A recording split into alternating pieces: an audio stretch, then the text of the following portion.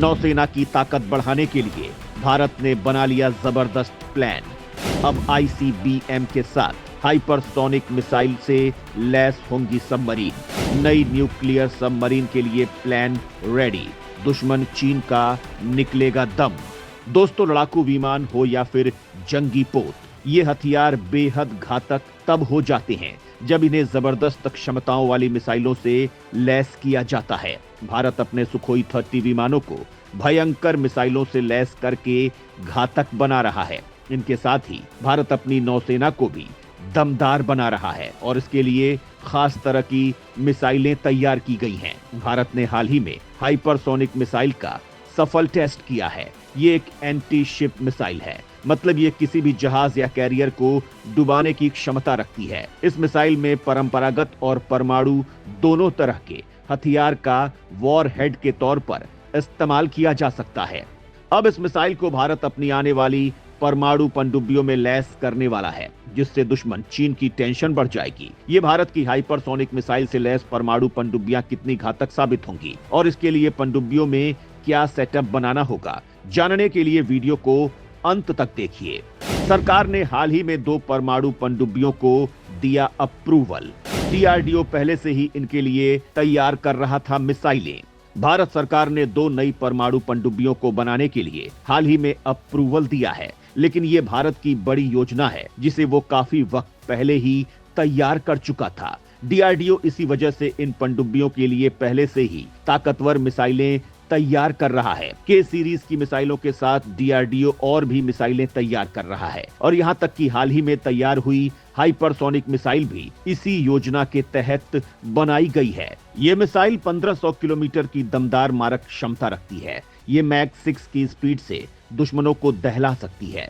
इसमें परंपरागत और परमाणु हथियार दोनों का इस्तेमाल किया जा सकता है। भारत इस मिसाइल को अपनी नई पनडुब्बियों में तैनात करने वाला है।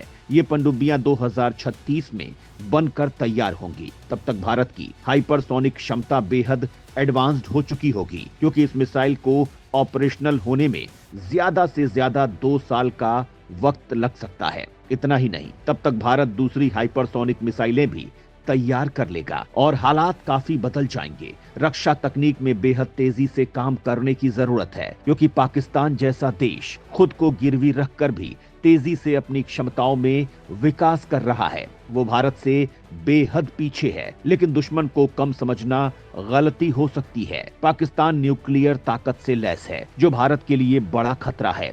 वो चीन से परमाणु पनडुब्बी की तकनीक हासिल करने की जद्दोजहद कर रहा है। इसके अलावा वो एंटी शिप मिसाइल का टेस्ट करने वाला है। पाकिस्तान के अलावा चीन भारत की सबसे बड़ी चुनौती है। रक्षा क्षमताओं में चीन बेहद ताकतवर है। उसका मुकाबला करने के लिए दमदार क्षमताओं का होना बेहद जरूरी है। चीन की 10 परमाणु पनडुब्बियों के मुकाबले भारत के पास कम से कम 5 या 6 पनडुब्बियां होनी चाहिए, लेकिन फिलहाल भारत के पास केवल 3 परमाणु पनडुब्बियां हैं। उनमें भी ऑपरेशनल 2 ही हैं। 2028 तक रूस भारत को अपनी आकुला क्लास पनडुब्बी देने वाला है, जिसे अपग्रेड करके ताकतवर बनाया जा रहा है। इसके बाद भारत के पास 4 परमाणु पनडुब्बियां हो जाएंगी, जिनके जरिए भारत चीन के खिलाफ खुद को मजबूत बना सकेगा। चीनी पनडुब्बियां 8000 किलोमीटर की मारक क्षमता वाली मिसाइलों से लैस हैं। भारत फिलहाल K4 मिसाइलों को अपनी पनडुब्बियों में लैस कर रहा है। इनकी मारक क्षमता 3500 किलोमीटर है, लेकिन आने वाली पनडुब्बियों में K5 जैसी मिसाइलें लैस होंगी, जो 6000 किलोमीटर तक हमला करने में सक्षम होंगी।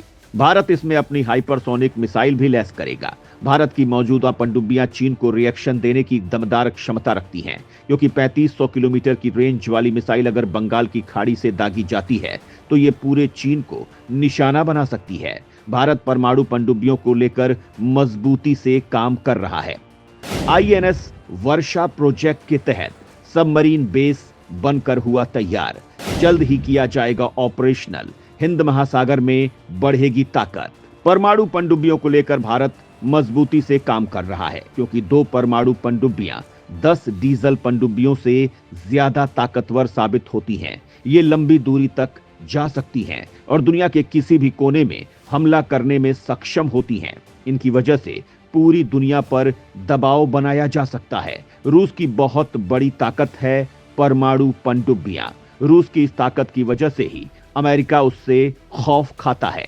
अब भारत ऐसी पनडुब्बियां बनाने में लगा हुआ है क्योंकि भारत दुनिया में खुद को महाशक्ति के तौर पर स्थापित करने वाला है।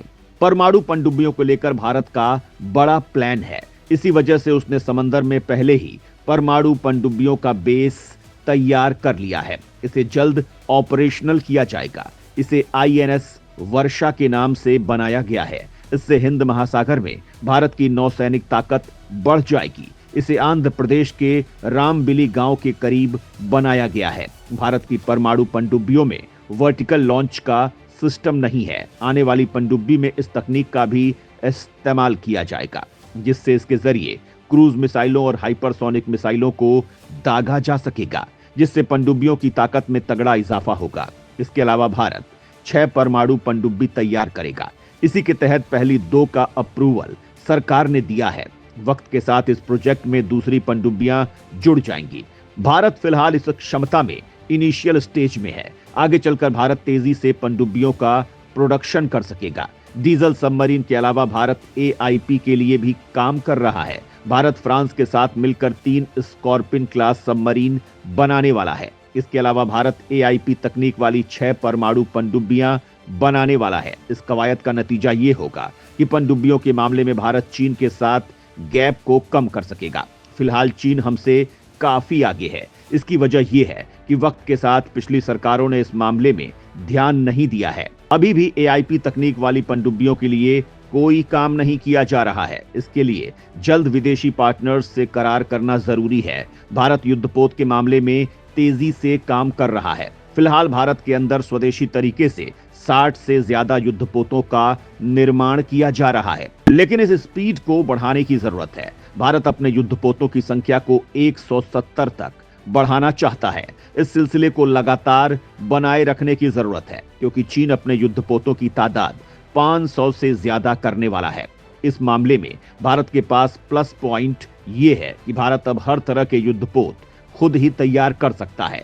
तलवार क्लास के युद्धपोत, जिनमें से एक को हाल ही में भारत ने रूस से रिसीव किया है, वो विदेशों से आने वाले अंतिम युद्धपोत हैं। अब भारत युद्धपोतों के लिए किसी देश पर निर्भर नहीं है। यही हालत एयरक्राफ्ट कैरियर के मामले में है। भारत इस तकनीक में सक्षम है और खुद के दम पर उसने अपना कैरियर बनाया है। अब इस तकनीक को और एडवांस्ड बनाया जा रहा है। एयरक्राफ्ट कैरियर में इलेक्ट्रोमैग्नेटिक लॉन्चर और न्यूक्लियर रिएक्टर का इस्तेमाल किया जाने वाला है, जिसके बाद इनमें अत्याधुनिक विमानों की लॉन्चिंग आसान हो जाएगी और कैरियर को लंबी दूरी तक ले जाया जा सकेगा। तो दोस्तों, पनडुब्बियों को हाइपरसोनिक ताकत से लैस करने की योजना पर आप क्या कहना चाहेंगे? कमेंट में जरूर बताएं।